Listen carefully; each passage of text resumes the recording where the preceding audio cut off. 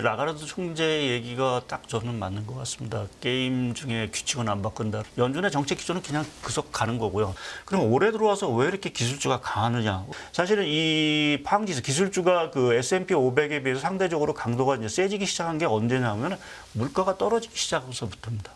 금리 인상 사이클이라든지 다 왔구나. 그럼 왜 미국이 90년대 이후에 물가가 안정을 찾았을까? 그러니까 중국도 그때 편입시키고 베트남도 편입시키면서 국제 분업 구조를 만들면서 물가 자체를 상당히 안정할 수 있는 기반을 만들었습니다. 기술 혁신을 통해서 생산성 향상을 이제 도모하는 거죠.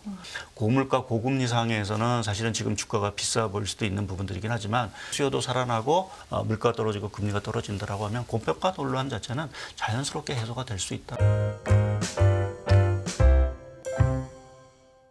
하이투자증권 리서치센터의 박상현 전문위원 나와 계십니다. 안녕하십니까? 예, 안녕하세요. 네. 일단 뭐 잭슨홀 미팅 많이들 얘기 들으셨을 텐데 또 우리도 안 할 수가 없습니다. 어떻게 보셨습니까, 위원님께서는? 예, 뭐 일단은 작년에 비해서는 상당히 뭐 완화적이라고 표현하기 좀 그래도 쇼크가 없었다는 부분에서 좀 다행스러운 것 같고요.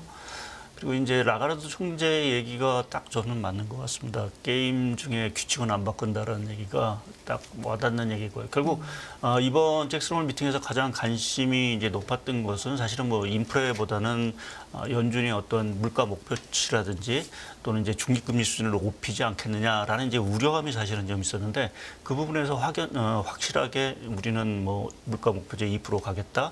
그리고 중기금리는 이미 뭐 조금 실질금리가 플러스였고 높은 수준이다라고 얘기를 했기 때문에 또 그러한 중립금리 수준 자체를 더 올리지도 않겠다라는 부분을 분명히 했다라는 부분에서 보면 연준의 정책 기조는 그냥 계속 가는 거고요. 또 연준 뭐 파월 의장이 얘기했듯이 앞으로 지표가 나온 거에 따라서 결국 연준의 스탠스 자체는 상당히 변화될 수밖에, 그러니까 유동적이다라는 부분을 다시 한번 확인시켜준 부분인 것 같습니다. 그래서 그 부분에서 아마 시장이 결국은 조금 안도를 좀 한 것 같고요.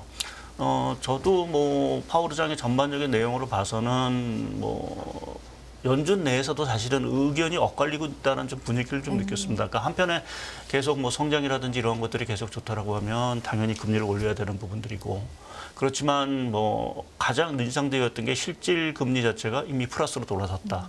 그렇기 때문에 상당히 좀 제약적인 수준이다라는 쪽에서의 어떤 코멘트를 했다라는 부분에서는 추가 금리 인상에 대해서 상당히 좀 신중할 수밖에 없는. 그러니까 상당히 조금 엇갈린 어떤 내용들을 내놨고 시장이 과연 어느 쪽에 이제 포커스를 맞춰서 해석을 했냐라는 부분에서 장 초반에는 사실 좀 앞쪽에 좀 매파적인 해석을 한 것 같고 좀 장 후반으로 갈수록 좀 이제 신중하다라는 쪽으로 이제 좀 의견이 좀 모아진 것 같습니다.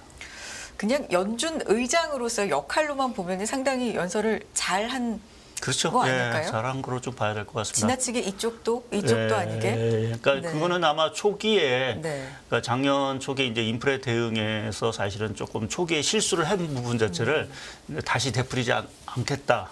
그러니까 아직 게임은 끝난 것이 아니다라는 부분을 계속 시장에 심어주기 위해서 조금 노력한 부분들이 좀 분명히 좀 있었던 것 같고요. 그러니까 작년 같은 경우는 뭐 인플레 얘기를 하다가 결국 잭슨홀 연설이 끝난 부분들이고 올해는 어느 정도 좀 중립을 맞춰가면서 사실 얘기를 했다라는 부분에서 어떻게 보면 좀 시장이 예상한 수준을 크게 벗어나지 않았다라는 게 가장 중요한 것 같습니다.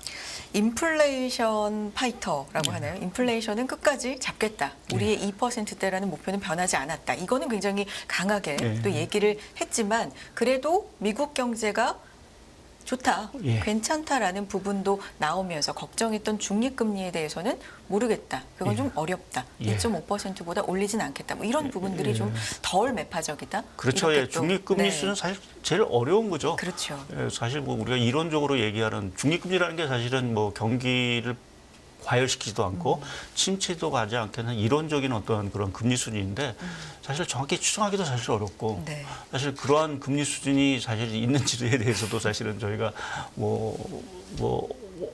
판단하기가 좀 어려운 사항들이고 근데 그래서 그거 중립금리 수준 자체를 높인다라고 하면 사실 시장이 상당히 불안을 했을 텐데 앞서도 말씀드렸듯이 파월 의장이 중립금리 수준에 대해서는 사실은 상당히 조금 시장에 조금 완화적인 부분을 분명히 얘기해 준 것 같고 특히 말씀드린 대로 중요한 건 플러스 실질금리다.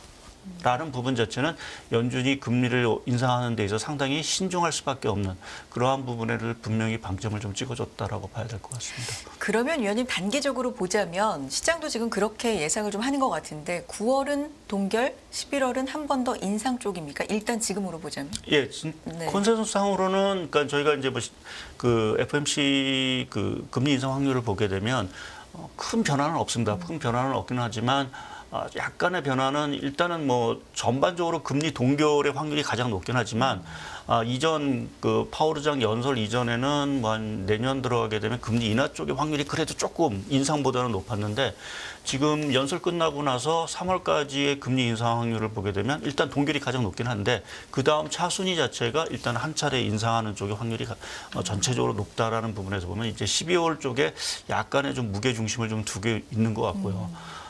무엇보다도 사실 지금 미국 경기가 너무 좋습니다. 3분기 성장률이 너무 지금 거의 전기비율 6%라는 수준 자체는 연준으로 하여금 금리 인상을 중단하기가 상당히 조금 어렵게 만드는 뭐 물가도 물가지만 성장 자체가 너무 강하다라는 부분 자체가 조금은 이제 연준 입장에서 계속 금리에 대해서 고민을 좀 저는 하게 하는 부분. 그러니까 최근에 그것이 이제 10년물 국채금리 자체가 상당히 이제 오르고 그것이 4% 초반대까지 이제 간 상황들을 가장 이제 설명해 주는 것 같고요. 그래서 일단 9월은 동결이 뭐 거의 뭐 사실은 분위기 자체로 봐서는 거의 확정적이다라고 좀 할 정도로 상당히 좀 의견이 좀 몰려 있는 것 같고 11월은 사실은 이제 저희가 9월달, 10월달 데이터를 계속 2개월 연속 또 볼 수 있는 이제 시간이 벌어졌기 네. 때문에 단정적으로 11월에 금리를 인상할 거다라고 얘기하기도 사실은 좀 아직 좀 이른 시점인 것 같고요. 결국 이제 9월달에 만약 동결이 된다라고 하면 그 후에 이제 10월달 나오는 여러 가지 지표를 가지고 연준도 좀 판단을 좀 할 수 있어서 11월에 대해서는 뭐 인상 확률이 높긴 하지만 여전히 좀 유동적이다라고 좀 말씀을 드릴 수밖에 없을 것 같습니다. 매번 하는 얘기긴 하지만 데이터 디펜던트 하겠다라는 거잖아요. 예. 데이터를 보면서 대응을 하겠다라는 건데 그렇다면 지금 물가는 잡아야 되고 그렇죠. 더 잡아야 되고 파월 의장이 말한 것도 2달 만에 그 인플레이션이 안정되는 걸 본 거로는 좀 부족하다. 2달 동안은 안정됐지만 그건 좀 부족하다. 더 확인이 필요하다. 그럼 인플레이션은 잡혀야 되고 말씀하신 것처럼 경제는 너무 좋다라니까 지금 어떤 데이터는 어떻게 나와야 되고 어떤 데이터는 어떻게 나와야 되는 게 연준의 목표입니까? 지금 어떤 데이터를 위원님 확인해 봐야 일단은 될까요? 고용 시장 쪽에서 여하튼 조금은 더 좀 진정되는 모습이 좀 나와야 될 거. 진정이라면 그러니까 과열이 안 되는 과열보다 임금 상승률 자체가 조금은 더 둔화되는 쪽에 뭐 둔화되는. 일자리 수야 뭐 늘어나는 거에 뭐 크게 네. 큰 부분들은 아닌 것 같고요. 결국 물가와 관련된 임금 상승률 자체의 둔화 신호 자체가 조금 더 뚜렷하게 나와야 뭐 한두 달 정도 더 이렇게 좀 추세를 좀 보면서 그게 나와야 될 것 같고요. 뭐 연준 의장이 강조했던 것처럼 이제 임대료를 제외한 나머지 서비스 물가 쪽에서도 뭐 한두 달 더 둔화가 된다라고 하면 그건 뭐 추세적으로 저희가 뭐 둔화된다라고 판단할 수 있는 부분들이기 때문에 아마 그 정도 두 가지 정도의 우리가 지표를 좀 확인을 하게 되면 연준 입장에서 이제 금리를 내릴 중단할 건지 올릴 건지라는 부분들을 저희가 조금 더 명확하게 볼 수 있지 않을까 좀 보고 있습니다. 네. 고용 쪽에서의 임금 둔화 신호 또 서비스 물가 둔화 신호 이 부분이 좀 중요할 것 같다라는 말씀이셨습니다. 자, 잭슨홀 미팅에 대해서 일단 어떻게 보셨는지 간단하게 좀 얘기를 들어봤고요. 지난주에 빅 이벤트가 2개 있었잖아요, 위원님. 예. 잭슨홀 미팅 이전에는 엔비디아의 또 실적 발표가 있었는데 이게 또 상당히 잘 나왔어요. 상당히 잘 나와서 뭐 시간 외에서도 크게 오르고 그랬는데 또 뒷부분에 가서는 힘을 잃는 부분들, 주 후반에 가서는. 그래서 사실 지난 분기를 생각할 때도 엔비디아의 실적 발표가 기술주 전반적인 상승에 좀 신호탄이 되지 않을까 했는데 이게 또 좀 힘을 잃어가고 있단 말이죠. 어떻게 보십니까? 예, 뭐 엔비디아 실적 호조 자체는 뭐 저희가 분명히 반기는 부분들이고요. 네. 뭐 단기 이제 급등을 했다가 조금은 좀 쉬어가는 모습이란 부분 자체는 아무래도 이제 좀 이게 아직은 이제 이게 실적이 뭐 앞으로도 좋다라고 하긴 하지만 조금 이제 고평가에 대한 얘기들도 좀 나오고 있어서 뭐 그 부분에 대한 어떤 좀 뭐랄까 숨고르기 뭐 이 정도로 좀 보고 있고 저는 뭐 개인적으로 뭐 제가 이 자리에 와서도 말씀드린 기술주에 대해서는 상당히 좀 중장기적으로 좀 긍정적으로 말씀을 드리고 있고 그 부분도 여전히 좀 유효하다라는 좀 생각을 좀 하고 있는데요. 오늘도 그렇지 않아서 그러한 관련돼서 좀 말씀을 좀 드리려고 하는데 오늘 뭐 차트 준비된 걸 먼저 좀 하나 보여드리면 네. 저 오렌지색으로 표현된 게 이제 10년물 국채금리입니다. 이제 제가 역추로 나서 이제 떨어지는 게 이제 금리가 상승하는 부분들인데요. 그러니까 작년하고 이제 올해하고 조금 이제 주가하고 좀 차이를 갖고 보게 되면 위에 파란색은 그 S&P 500 지수 대비 이제 팡지수, 우리 기술주를 대변하는 팡지수의 어떤 상대감도입니다. 그러니까 위에 올라갈수록 S&P 500에 비해서 기술주 자체가 상당히 좋다라는 부분인데 작년 같은 경우를 보시게 되면 금리가 상승할 때 항상 기술주가 이제 S&P 500에 대비해서 그렇게 강하지 못했습니다. 근데 올해 들어와서 보게 되면 뭐 금리가 올라감에도 불구하고 기술주 자체가 상당히 강한 모습을 좀 보이고 있죠. 그러니까 팡지수 같은 경우는 올해 연간 기준으로 보게 되면 거의 한 70%가 올랐습니다. 네. 그래서 금리 인상 사이클 전 수준을 거의 회복을 한 상황들이죠. 그럼 올해 들어와서 왜 이렇게 기술주가 강하느냐? 금리가 올라가는데 이게 통상적으로 보면 기술주가 약해야 되는데 안 맞죠. 네. 안 맞는 부분에 대해서는 첫 번째 뭐 엔비디아도 이제 있지만 결국 이제 실적이 자체가 상당히 좋다라는 부분이 하나 좀 중요한 부분들인 것 같고요. 또 한 가지는 앞서 이제 물가 얘기를 하셨는데 사실은 이제 우리가 물가는 이제 금리하고 사실은 이제 연동되는 게 분명하죠. 근데 제가 그래서 물가하고 이제 앞서 보여드렸던 S&P 500하고 팡지수 그림을 그려보면 이 물가도 사실은 역축으로 나옵니다. 그래서 떨어지는 게 물가가 둔화되는 건데 사실은 이 팡지수 기술주가 그 S&P 500에 비해서 상대적으로 강도가 이제 세지기 시작한 게 언제냐면 물가가 떨어지기 시작해서부터입니다. 그러니까 그 얘기는 뭐냐면은 물가가 정점을 찍었다 보니까 이제 금리가 뭐 최근에 오르긴 했지만 그래도 이제 어느 정도는 이제 금리 인상 사이클이라든지 다 왔구나라는 네. 어떤 심리 자체가 기본적으로 기술주 자체를 상당히 끌어올리는 힘으로 좀 작용을 했다라고 봐야 될 거예요. 그러한 측면에서 보면 뭐 앞으로 이제 연준이 금리를 저희가 11월 때 올릴지 않을지 모르겠지만 물가 자체가 둔화되는 신호 자체가 계속해서 확인이 된다라고 하면 기술주 쪽은 이거는 뭐 그래도 뭐 거의 끝나는 게임이다라는 어떤 심리 자체가 상당히 강할 수 있고요. 그것이 뭐 10년물 국채금리 자체가 사실 최근에 좀 불안하긴 하지만 저는 개인적으로는 좀 거의 정점에 왔다라는 좀 생각을 하고 있어서 만약 10년물 국채금리 자체가 여기서 조금 하락 쪽으로 한다면 기술주 자체는 조금 더 탄력을 받을 수 있다라는 좀 생각을 하고 있습니다. 그래서 물가 기대감 자체가 작년에 어떤 우리가 작년 잭슨홀 얘기할 때하고 지금하고는 확연히 달라졌다라는 부분 자체가 기술주의 좀 강세를 좀 이끌고 있는 부분들이고요. 또 한 가지는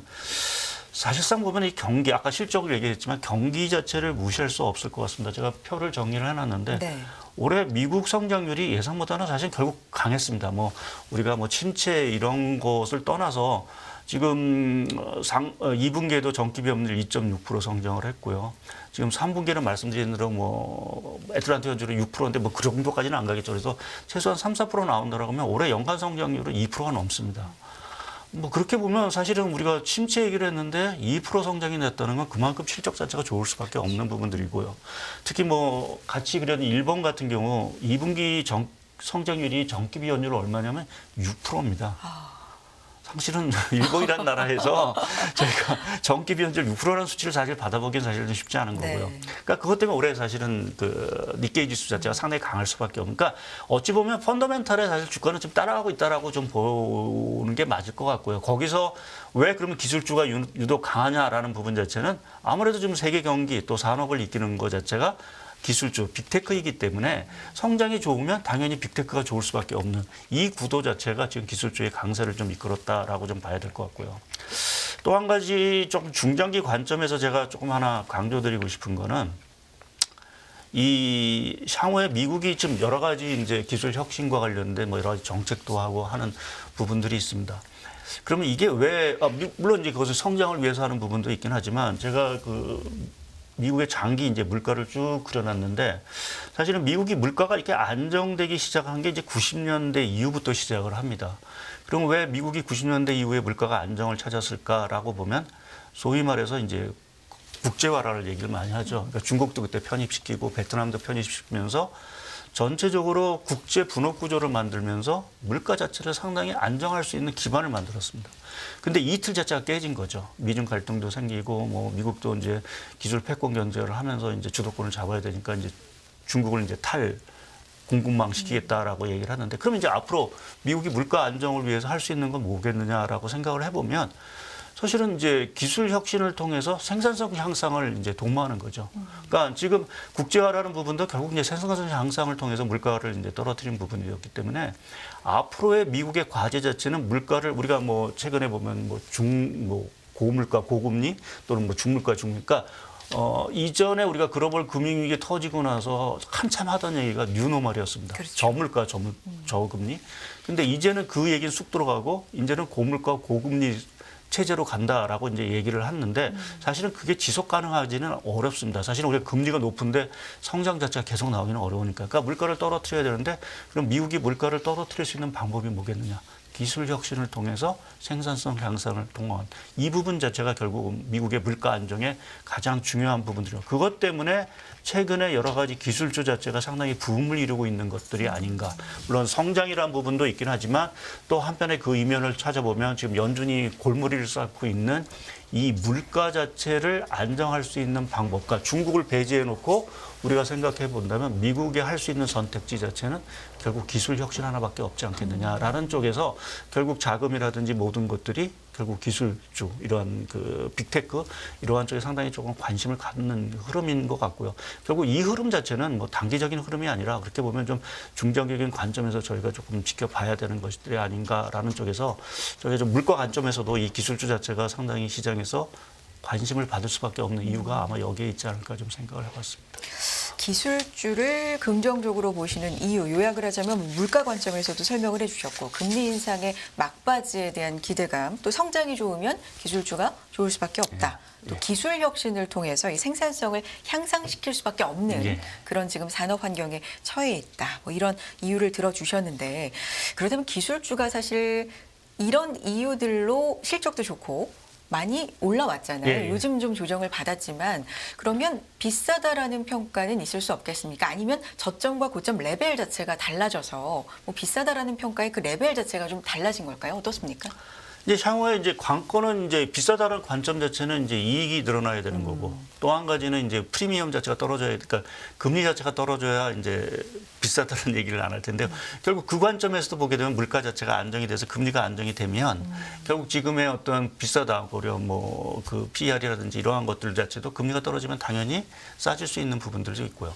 또 이제 그러한 기술 혁신을 통해서 아직은 사실은 이제 우리가 기술 혁신하지만 뭐 엔비디아 이러한 쪽은 그래도 좀 수요가 나오는 부분들인데 조금 더 광범위한 어떤 수요 자체가 이제 나오고 한다라고 하면 결국 이제 그러니까 매출도 커질 거고요. 이익 자체도 커진다라고 하면 당연히 고평가의 논란 자체는 당연히 줄어들 수밖에 없다라고 좀 생각을 하고 있습니다.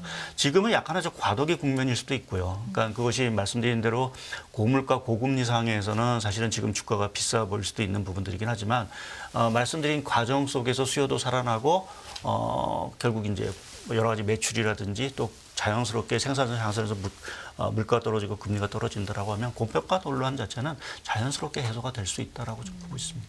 빅테크도 사실 뭐 뭉뚱그려 크게 빅테크라고 하지만 좀 분야가 여러 가지가 있지 않습니까? 예, 예. 대표적으로는 인공지능 뭐 이쪽을 조금 더 뭐 좋게 아무래도 그럴 수밖에 없을 거예요. 특히 이제 이제 생산성 향상이라는 게 결국 이제 사람을 대체하는 부분들이고요. 그러니까 미국 같은 경우는 이 생산성 향상이라는 게 이제 뭐 아시겠지만 이제 인구 고령화라든지 이제 특히 이제 은퇴자 자체가 많으면서 더 이상 이제 노동 시장에서 원활한 공급을 할 수가 없는 상황들입니다. 그래서 그렇게 보면은 이 노동 시장, 그러니까 이 다소는 좀 나이 드신 분들을 대체할 수 있는 그러한 것들이 결국 앞으로 각광을 받을 거고요. 그것이 이제 AI가 될 수도 있고. 또 우리가 로봇이 될 수도 있고 사실은 뭐 테슬라 같은 경우도 그 차원에서 보면 거기에 큰 범죄에 포함되는 부분들이죠. 그리고 이제 그러한 것들은 앞으로도 다양한 얘기가 나올 겁니다. 뭐 최근에 우리가 뭐 초전대체니 뭐 이러한 것들이 자꾸만 우리가 주목을 받는 이유 자체는 우리가 뭔가 생산성 향상에 대한 어떤 그 힌트를 계속 찾으려고 하는 어떤 노력인 거고요. 그러니까 뭔가 나온다라고 하면 사실 시장이 이제 관심을 갖고 돈이 이제 어느 부분 시중에 유동성이 많다 보니까 쏠림 현상이 사실 있는 부분인데 기본적인 부분에 있어서는 가장 이제 그런 계속 말씀드린 그 사람을 대체할 수 있는 그러한 부분에 대한 어떤 관심들 또 어떤 효율성을 높일 수 있는 분야의 어떤 기술에 대해서는 사람들이 여전히 앞으로도 계속해서 관심을 가질 수밖에 없지 않을까 좀 보고 있습니다. 알겠습니다. 자, 여기까지 듣겠고요. 하이투자증권 리서치센터의 박상현 전문위원 함께했습니다. 위원님 고맙습니다. 예, 감사합니다.